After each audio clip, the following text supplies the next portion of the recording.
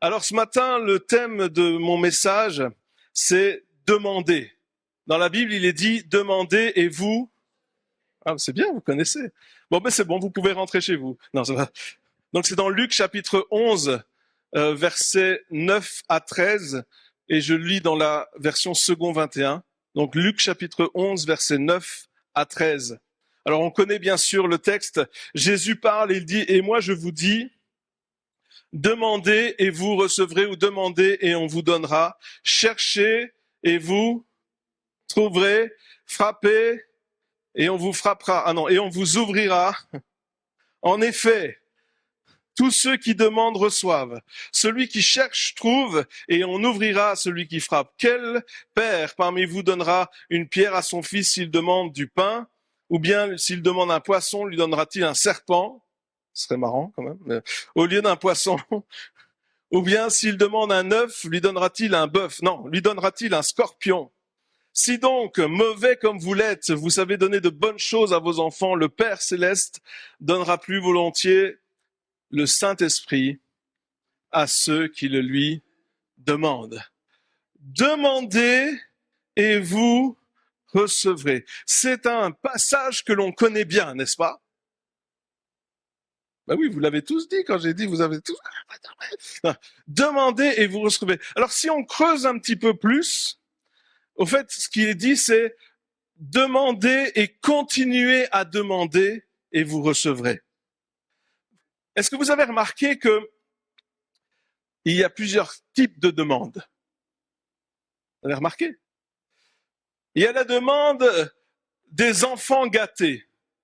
Vous connaissez le style de demande des enfants gâtés? Papa, j'exige que tu m'achètes un poney. Un poney, pas un bonnet.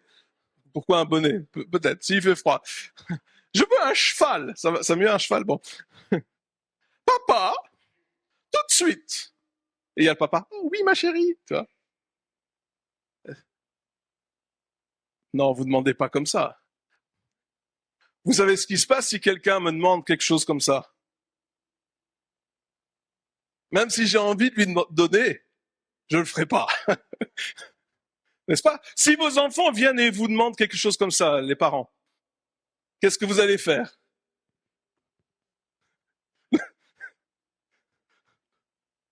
Vous allez leur donner? Non, pourquoi? Parce que c'est pas les aider, n'est-ce pas? Vous savez, des fois, j'ai entendu des fois des prières ou des personnes qui demandent ou alors qui me disent, et Dieu, il a intérêt à agir. Ah bon? Ah bon? Eh ben, dis donc. Et sinon quoi? Tu vois? Tu vas lui faire quoi, Dieu? Non, vous avez jamais pensé comme ça? Hein? Non, mais bien sûr que non, bien sûr. Pas ici. Ok, excusez-moi. Alors, il y a cette demande, donc cette exigence où on pense que Dieu nous doit tout. Non. Ok. Donc ça ne concerne personne. D'accord, je continue. Ensuite, il y a la demande au passage. Vous savez, la demande vite fait. Ça, c'est pas forcément dans la prière, mais t'es à table, tu peux bien me passer le lait, s'il te plaît? C'est une demande, n'est-ce pas? C'est la demande vite fait. Allez, vite fait, donne-moi ça. Et puis, il y a la demande, qu'est-ce qu'il y a d'autre comme demande? Ah oui, il y a personne qui est concerné non plus. La demande avec manipulation. Je parle pas de vous, je parle des personnes dans un autre pays, disons. La demande avec manipulation. C'est pas pour moi, c'est pour quelqu'un d'autre. La demande, tu sais, tu pourrais faire ça, mais non. Alors peut-être que je vais peut-être avoir un petit peu, mais non, mais finalement, je pense pas trop à moi. Vous avez déjà demandé avec manipulation? Vraiment? Bon, je peux pas mentir. Hein. La demande avec un mensonge. Vous avez jamais demandé avec manipulation? Mais enfin, quand tu demandes à tes parents, par exemple, moi j'ai demandé à mes parents un jour, je voulais un jouet. Et puis, vous savez ce qu'on a dit? Si tu nous l'achètes, on ne demandera plus jamais rien. C'est ça. Mais oui, c'est de la manipulation. Parce que tu fais croire à la personne quelque chose qui n'est pas vrai pour avoir ce que tu veux. Mais si, je fais ça tout le temps. La demande avec manipulation. Et puis il y a la demande euh, où on persévère. La demande où on, comme il est dit, demander, continuer à demander, persévérer, s'humilier. Et puis, alors peut-être que je vais vous choquer, mais il y a la demande de mendicité. Oh. Et c'est quoi la demande de mendicité? La demande façon mendicité, c'est que tu oublies tout le reste. Tu oublies ta dignité. Un mendiant, un mendiant. Il n'a pas de dignité, n'est-ce pas? Il l'a mis de côté pour venir. Il s'est humilié pour venir te demander quelque chose pour lui. N'est-ce pas? C'est humiliant de mendier. C'est vrai ou c'est vrai? Vous n'avez pas beaucoup d'options. Hein. C'est humiliant de demander. On oublie sa dignité. On va jusqu'à s'humilier publiquement si nécessaire.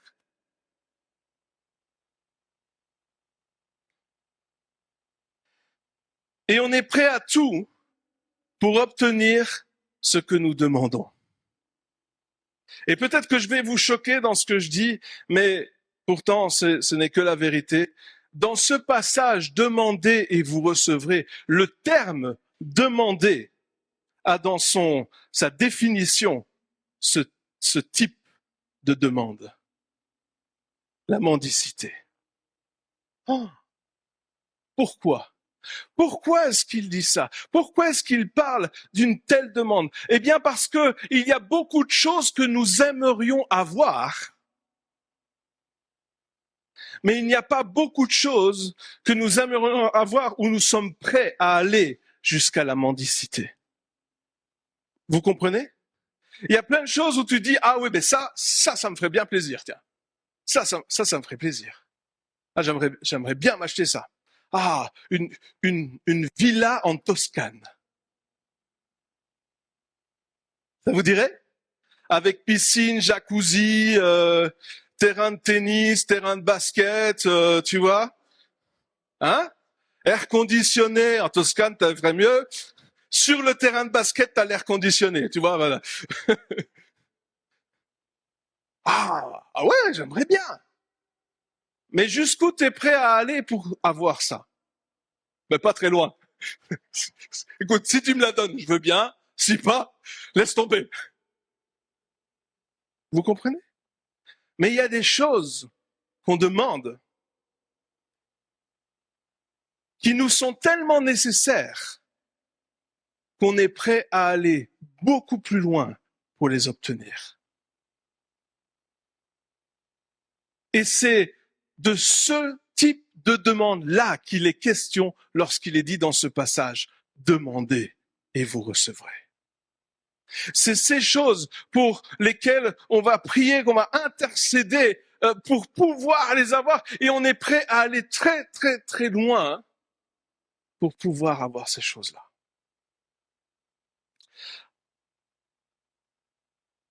Mais il y a un mais. Parce qu'il est dit dans ce passage, celui qui demande, il va recevoir. Celui qui demande, reçoit. Mais vous et moi, peut-être juste moi, je sais pas, mais on a expérimenté des demandes où on n'a pas reçu. C'est vrai? Est-ce que vous aimeriez savoir pourquoi? Bon, alors, d'abord, il faut que vous soyez prêt à être dérangé, mais après, ça va s'arranger, d'accord? Mais alors, ne me jetez pas de pierre quand on va lire ce passage. Après, je deviens gentil, ok? C'est pas moi, c'est la Bible, mais bon. Jacques, chapitre 4, versets 3 et 4.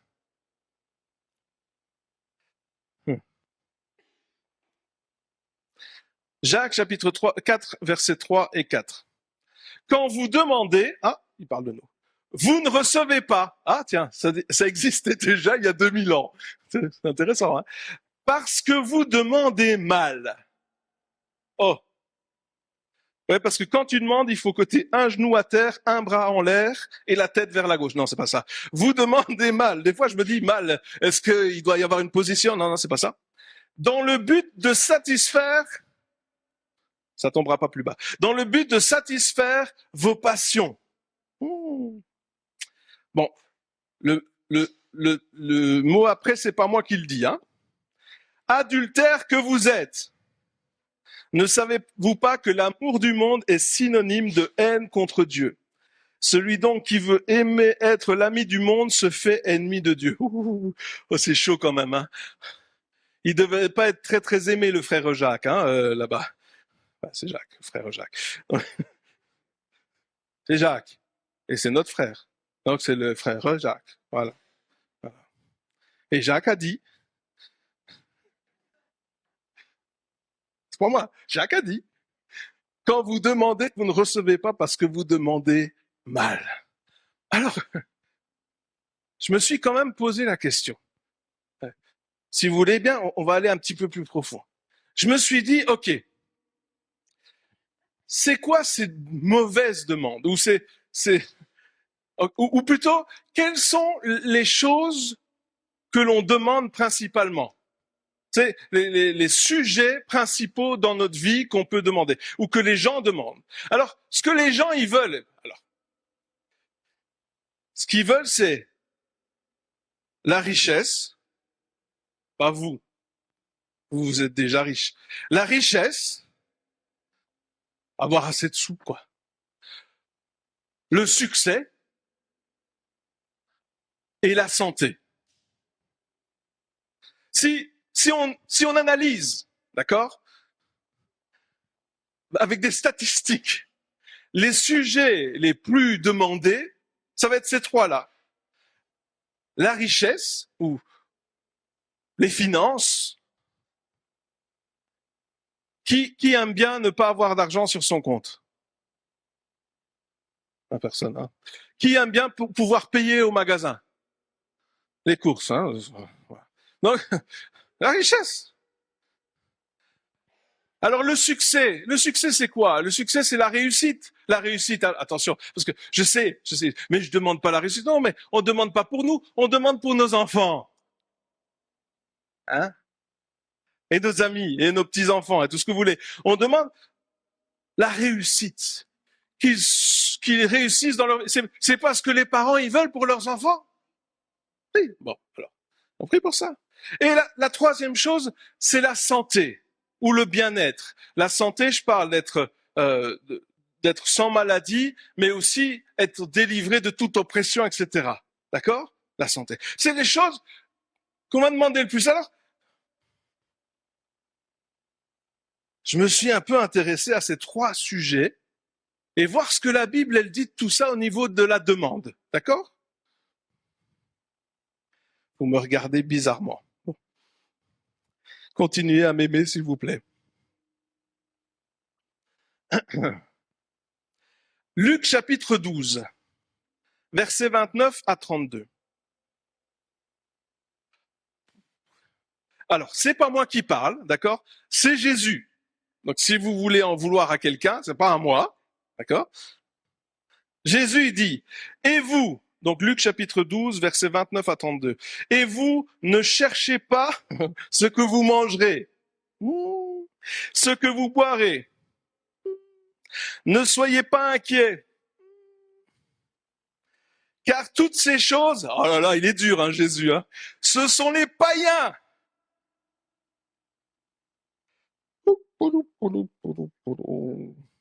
qui les recherchent. Votre Père sait que vous en avez besoin. Bon, cherchez plutôt le royaume de Dieu et toutes ces choses vous seront donnés par-dessus. Ne crains pas, petit troupeau, car votre Père a trouvé bon de vous donner le royaume. Oh, cassé, direct. Attends, parce que je sais, il y a des séminaires. Comment obtenir la bénédiction de Dieu? 25 points pour être plus riche.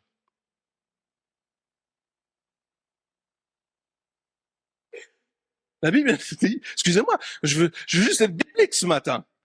La Bible me dit, si je cherche le royaume de Dieu, j'ai même pas besoin de demander pour toutes ces choses parce que toutes ces choses me seront données en plus. Oh. Dieu, bon, je vais le dire autrement. Dieu pourvoit à nos besoins qu'on lui demande ou pas.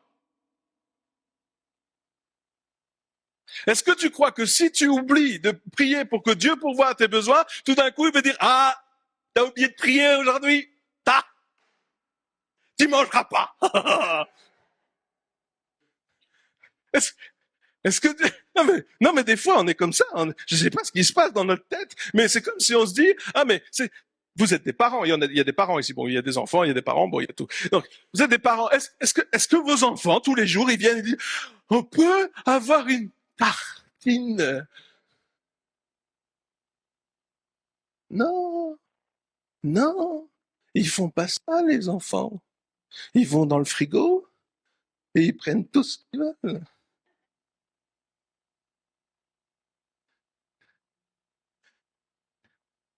Et ils mangent, n'est-ce pas? Parce que les enfants, ils savent qu'on va pourvoir à leurs besoins. Pourquoi? Parce que c'est notre travail. C'est notre rôle en tant que parents, n'est-ce pas? De pourvoir aux besoins de nos enfants. Vous dites pas oui, non mais vous êtes bizarre à l'âge là-haut. Ah non, non, non, non, non, non, tu peux manger, tu vas travailler. Non, non, c'est notre rôle en tant que parents de nous occuper de nos enfants, d'accord? Et s'ils font des bêtises et qu'ils cassent quelque chose, c'est qui paye? C'est nous! C'est écrit pigeon! Non, parents! Pourquoi? Parce qu'on les aime. Et si on est constamment en train de demander à Dieu pour que Dieu pourvoie à nos besoins, c'est qu'on n'a pas compris qui il est vraiment. Et c'est qu'on n'a pas compris qu'il nous aime. Et que c'est lui qui pourvoit à nos besoins. Mais qu'est-ce qu'il demande? Il dit, cherchez le royaume de Dieu. Cherche ma présence. Cherche-moi. Et tu verras que tout ça, ça va aller au-delà. Donc, si je veux demander pour que Dieu pourvoie à mes besoins, qu'est-ce que je dois faire? Arrêter de demander ça et commencer à chercher Dieu. Il y en a beaucoup trop qui cherchent après ce que Dieu peut donner au lieu de chercher celui qui donne.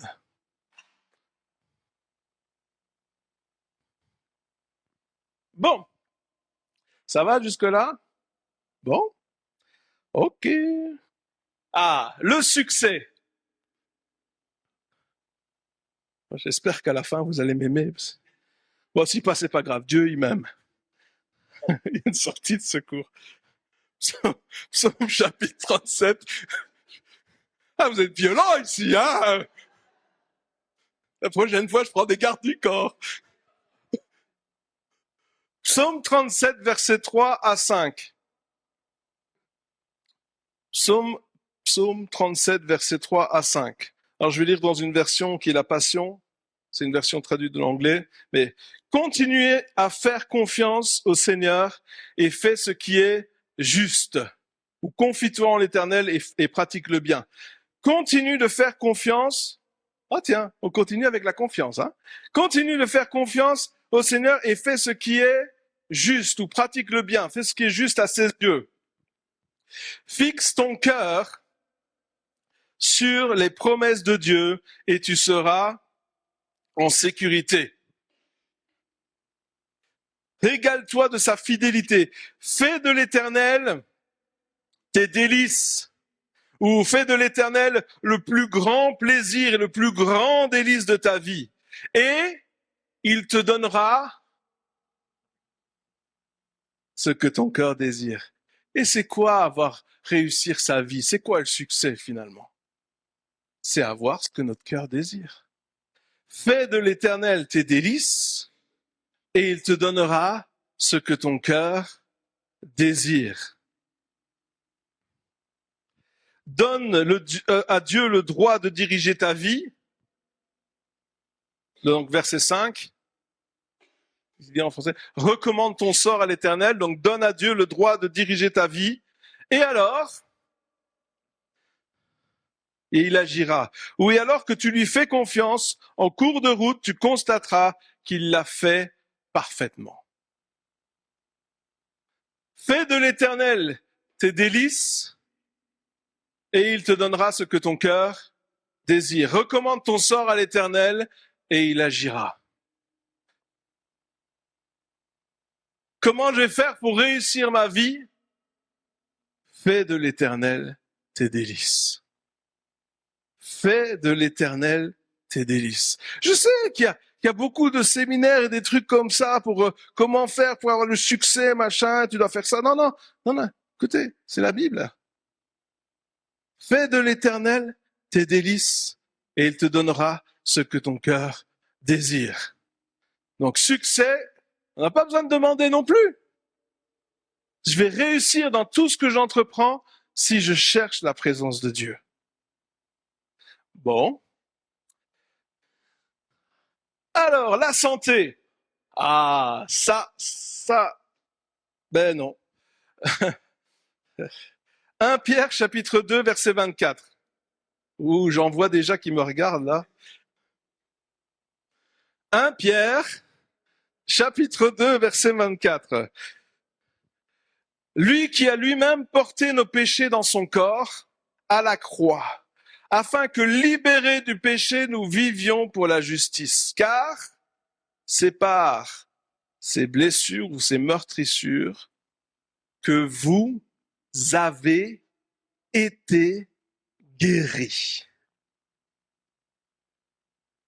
Attends, vous avez été guéris. C'est pas le présent. Alors, on va retourner à l'école, hein. Cours de français. On parle pas au présent. On parle pas au futur. On parle au passé composé. Il y a des profs ici. C'est déjà fait.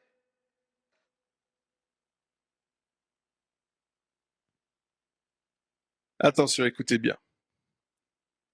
La guérison n'est pas une question de demande, mais une question de réception.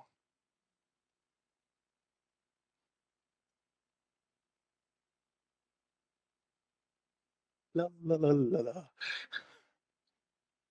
Il y a un point d'interrogation qui vient de se lever sur plein de têtes là. La guérison n'est pas une question de demande, mais une question de réception. Jésus, le sang de Jésus a coulé et par ses meurtrissures, nous avons déjà été guéris. Maintenant, ce qu'il faut, c'est que cette guérison qui est déjà là se manifeste ici sur terre.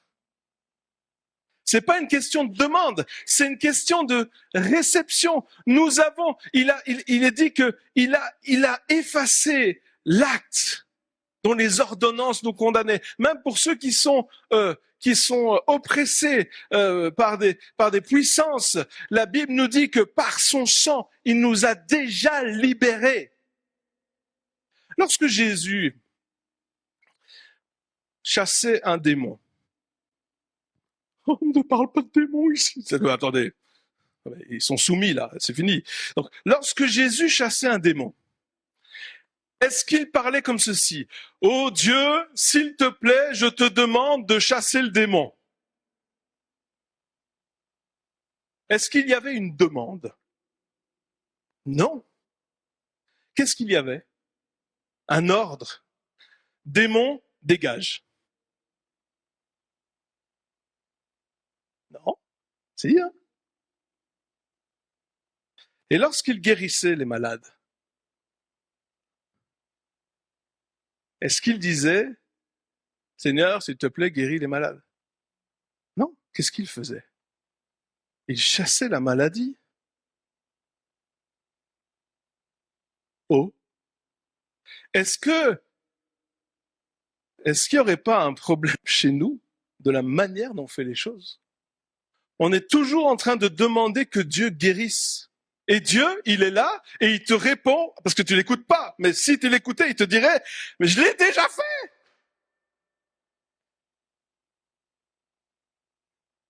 Alors qu'est-ce qu'il faut faire? Il faut s'approprier la guérison.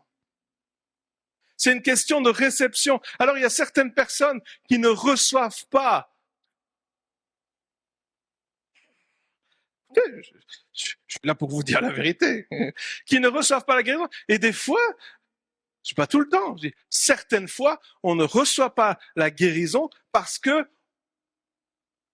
il y a un non-pardon dans notre vie. Parce qu'on n'a pas pardonné. Parce qu'on en veut à quelqu'un. Ou plusieurs quelqu'un. Ou tout plein de quelqu'un. Ne me regardez pas comme ça.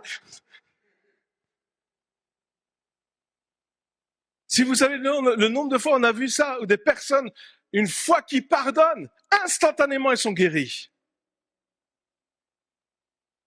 Et nous, on pense qu'avoir de la haine contre quelqu'un, ça va lui faire du mal.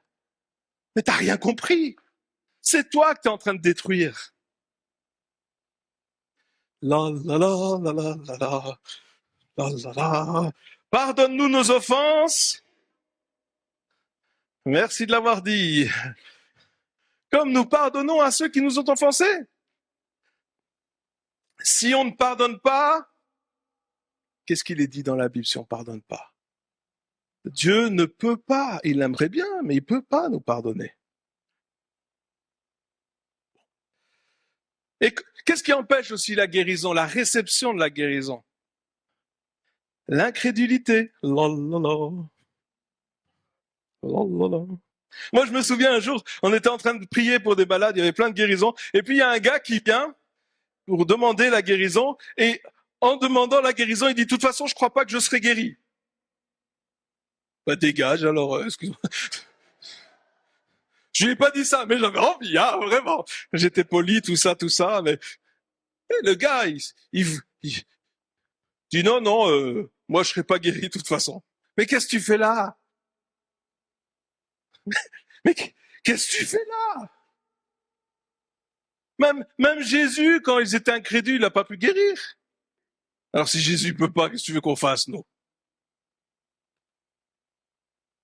Si tu t'attends à recevoir une guérison, vas-y jusqu'au bout. Crois jusqu'au bout. Donc, la richesse, c'est pas une question de demande. Le succès, c'est pas une question de demande. Et la santé, c'est pas une question de demande. Alors, qu'est-ce qu'on peut demander? Non, mais c'est vrai. Il est dit demandez, vous recevrez. Mais qu'est-ce que je dois demander alors si je peux pas demander tout ça? Tous mes sujets habituels, ils sont plus là. Flûte alors. J'aimerais bien. Est-ce que vous voulez que je vous donne un sujet de prière? Non? Non, maintenant je vais plus prier, il n'y a plus de demande. Non. Il y a quand même quelque chose. Il y a quand même quelque chose.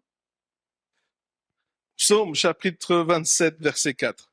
Alors déjà, on l'a vu au début, il y a le Saint-Esprit.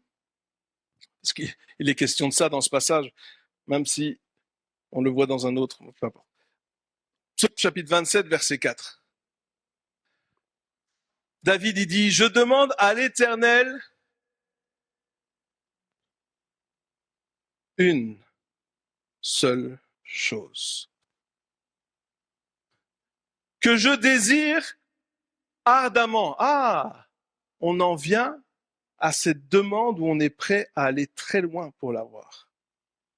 Je voudrais être un artiste. Non, je voudrais être millionnaire. Non, je voudrais habiter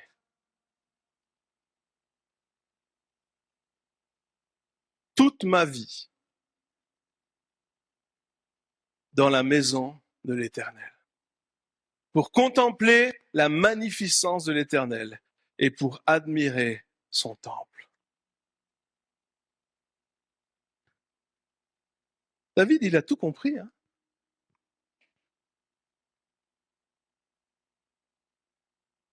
Est-ce que David a eu la richesse?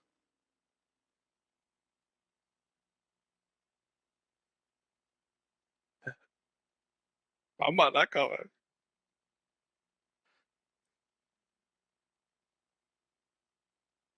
Est-ce qu'il a eu le succès? Est-ce qu'il a eu la santé? Et pourtant, il n'a rien demandé de tout ça.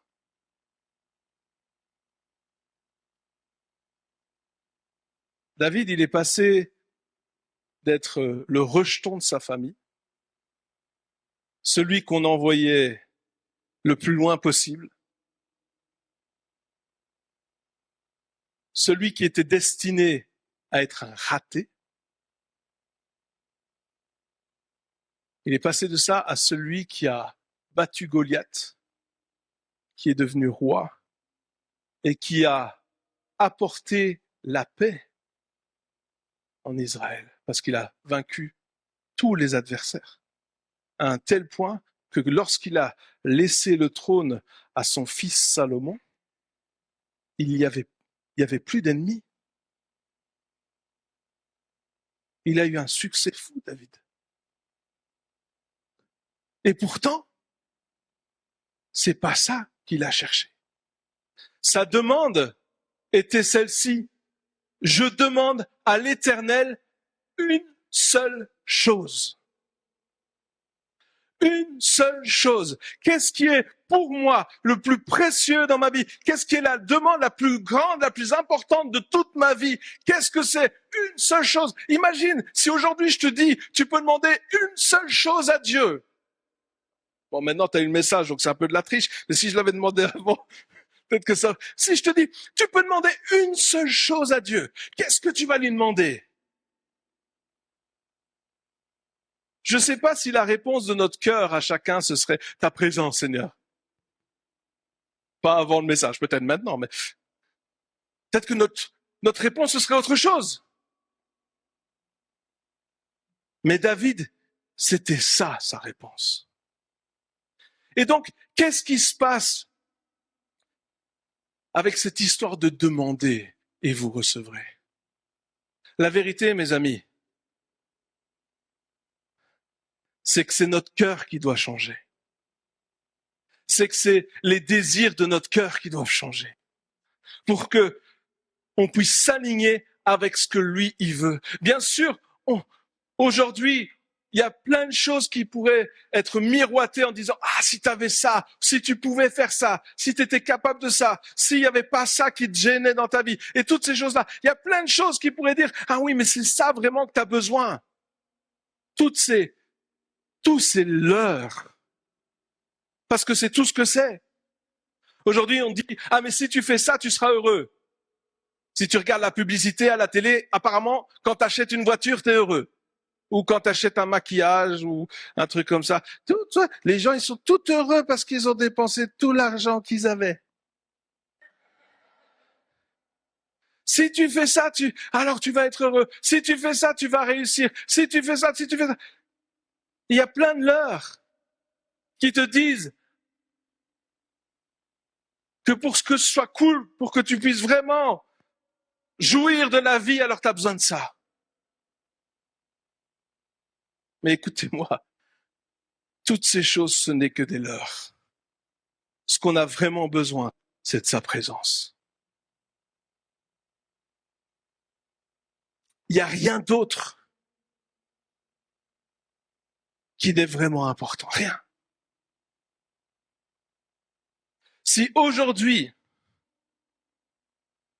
tu te dis, je laisse tomber le reste de mes demandes et je cherche ça. Je cherche sa face. Je cherche sa face.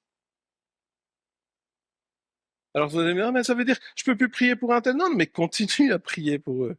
Continue à intercéder. Mais vous savez, Je ne vais pas faire un cours sur la prière et l'intercession, mais lorsque tu cherches sa face, lorsque tu cherches Dieu, tu le trouves. Lorsque tu t'approches de lui, il s'approche de toi. D'accord? Et lorsque tu es près de Dieu et que tu es là pour intercéder en faveur d'une personne, vous savez ce que Dieu il va faire? Il va te montrer comment il faut prier. Et au lieu de perdre ton temps à faire des demandes inutiles, à taper dans le vide, comme la Bible dit, eh bien, tu vas directement proclamer ce que Dieu proclame. Et quand tu proclames ce que Dieu proclame, les choses, elles changent.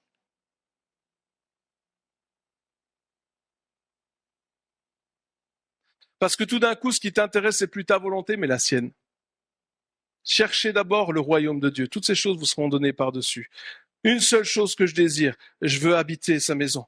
Demandez et vous recevrez quoi? Le Saint-Esprit.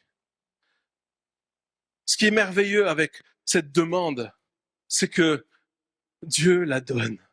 Dieu nous donne le Saint-Esprit. Pourquoi on a besoin du Saint-Esprit? Pourquoi cette chose? Pourquoi juste le Saint-Esprit dit, ah, mais ça, si tu demandes le Saint-Esprit, tu vas l'avoir. Pourquoi? Parce que sans lui, on peut rien. Sans le Saint-Esprit qui nous guide, on va à l'aveugle. Et vous savez ce qui se passe quand un aveugle conduit un autre aveugle? Ça se passe pas bien. Big badaboum. Et nous, en tant que chrétiens, on n'est pas appelés à être aveugles. On est appelés à voir. Et à voir bien plus clairement que ceux qui sont autour de nous. Pourquoi? Parce que la Bible nous dit que nous sommes la lumière du monde.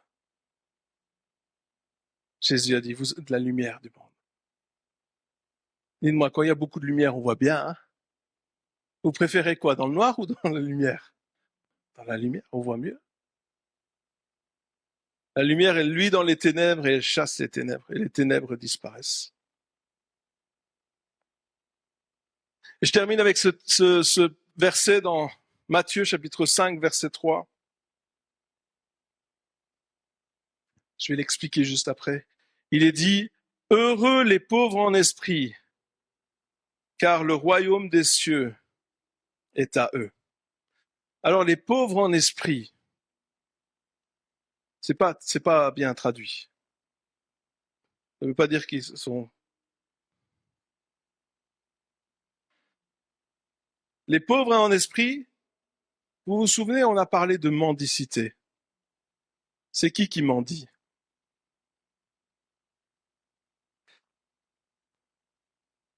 Pauvre en esprit, ça ne veut pas dire qu'on n'est pas intelligent.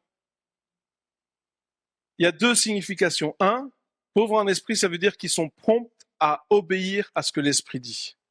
Deux, pauvre en esprit, ça peut vouloir dire aussi qu'ils reconnaissent qu'ils n'ont pas encore tout compris et qu'ils ont besoin du Saint-Esprit. Heureux les personnes, alors pauvre en esprit, on revient à la mendicité qu'on a vue, donc heureux les personnes qui sont prêtes à tout, qui sont promptes à obéir et qui cherchent les choses d'en haut. Les choses de l'esprit. Pauvres en esprit, c'est ça. C'est ceux qui ont cette attitude de demande, de mendiant pour les choses de l'esprit. Parce qu'on se dit, soit on se dit, ah mais je suis un chrétien, j'ai déjà tout compris, je suis au-dessus de tout. Ou alors on dit, j'ai encore rien compris. Seigneur, s'il te plaît, montre-moi. S'il te plaît, fais-moi découvrir les choses de l'esprit, parce que je les ai pas encore assez découvertes. Les choses de l'esprit, ceux qui cherchent sa présence. Pourquoi? Parce qu'ils accèdent dès maintenant. Il est dit, car le royaume des cieux passera à eux. Le royaume des cieux est à eux. Donc, car ils accèdent dès maintenant à la réalité du royaume des cieux. Le royaume des cieux, mes amis, je sais que j'en ai déjà parlé dans les fois précédentes, mais le royaume des cieux, c'est pas quand on sera mort, on ira au ciel. Oui, ça c'est une partie de la vérité. Mais l'autre partie, c'est que le royaume des cieux, c'est quelque chose qui se vit dès aujourd'hui. La réalité du royaume des cieux. Le royaume des cieux est à eux. Il est dit aussi, cherchez les choses d'en haut et pas celles qui sont sur la terre. Donc il y a cette réalité du royaume des cieux, la présence de Dieu manifestée. Car la réalité, donc ils accèdent dès maintenant à la réalité du royaume des cieux, là où la présence de Dieu est constante et à la proximité avec lui inégalée. C'est une vie de découverte merveilleuse qui les attend. Heureux les pauvres en esprit, car le royaume des cieux est à eux. Si aujourd'hui vous dites, moi ce que je veux, c'est chercher la présence de Dieu, dès maintenant, la Bible nous dit que vous êtes heureux. On est heureux quand on cherche la présence. Vous savez, quand est-ce qu'on est malheureux? C'est quand on cherche tout le reste. Vous savez pourquoi? Parce que même quand on le trouve, ça ne nous satisfait pas. Même toutes ces choses qu'on nous dit, ah, essaye ça, c'est trop cool. Tu l'essayes, tu te dis, ouais, ça va, mais bon, il y a mieux, quoi. Ça ne nous satisfait pas. Mais lorsqu'on cherche la présence de Dieu, on est heureux. Parce que la présence de Dieu, il n'y a rien de mieux. Il n'y a rien de mieux. Et Dieu aime lorsqu'on cherche sa face, lorsqu'on cherche sa présence. Alors, je termine avec ça. Il y en a qui vont dire, ah oui, mais moi, je ne sais pas comment on fait. C'est pas grave. C'est pas grave. Parce que Dieu, ce qu'il veut, c'est ton cœur. Tu sais, la manière que tu fais, il en a rien à faire. Il y en a qui disent, ah, mais il faut faire comme ça, comme ça. Oui, c'est vrai. Il y a peut-être des méthodes qui vont t'aider. Mais ce que Dieu, il cherche, c'est ton cœur. Si tu le veux vraiment, si tu veux vraiment sa présence, tu vas trouver sa présence. Si tu veux vraiment habiter dans sa maison, tu vas habiter dans sa maison. Et c'est ce que David a fait. C'est ce que David a fait. Et non seulement il avait la présence de Dieu, mais toutes les autres choses lui ont été données par-dessus. Alors aujourd'hui, à nous de décider, à nous de voir. Attention, me faites pas dire ce que j'ai pas dit. J'ai pas dit qu'il fallait arrêter de prier, de demander, de persévérer. C'est pas ça que je suis en train de dire. Pas du tout. Souvenez-vous, je parle des demandes qui sont extrêmes. Et la demande extrême de notre vie, ça doit être de chercher sa présence. Amen. Prions. Seigneur Jésus, merci encore pour cette parole. Merci Saint-Esprit parce que tu parles au cœur. Merci Seigneur parce que tu veux vraiment qu'on découvre qui tu es. Tu veux te faire connaître à chacun d'entre nous. Tu veux que chaque personne ici, dans ce lieu, chaque personne qui regarde cette vidéo, te découvre, Seigneur. Découvre qui tu es. Découvre ta présence. Et Seigneur, je prie pour que tout ce qui empêche, tous les freins, Seigneur, puissent maintenant être écartés au nom de Jésus. Tout ce qui empêche chaque personne de te connaître puisse disparaître. Seigneur, je prie aussi que tous les mensonges qui nous empêcheraient de nous approcher de toi puissent s'évaporer au nom de Jésus, maintenant qu'ils s'évaporent. Et je proclame, Seigneur, que ta présence ou un goût, un aperçu, un avant-goût de ta présence, Seigneur, puisse se manifester maintenant dans chacune des vies. Dans cet instant, dans le reste de la journée, sur ta présence. Seigneur, il n'y a rien de plus précieux, il n'y a rien de plus cher que ta présence. Il n'y a rien qui n'a plus de valeur que d'être près de toi, que d'habiter dans ta maison. Seigneur, c'est dans ta présence que nous sommes transformés. C'est dans ta présence, Seigneur Jésus, que nous apprenons à te connaître. C'est dans ta présence, Seigneur, que nous sommes bien. C'est là qu'est notre place. Tu nous appelles à être des ambassadeurs, un ambassadeur qui vient de ta présence pour proclamer le royaume de Dieu. Merci Seigneur parce que tu remets les choses en place dans notre vie. Peut-être tu remets aussi les pendules à l'heure là où on n'a pas compris, là où des choses qu'on a mal compris. Seigneur, au nom de Jésus, que vraiment il puisse y avoir une révélation de ta parole encore. Père, on veut te donner gloire pour tout ce que tu fais et pour qui tu es.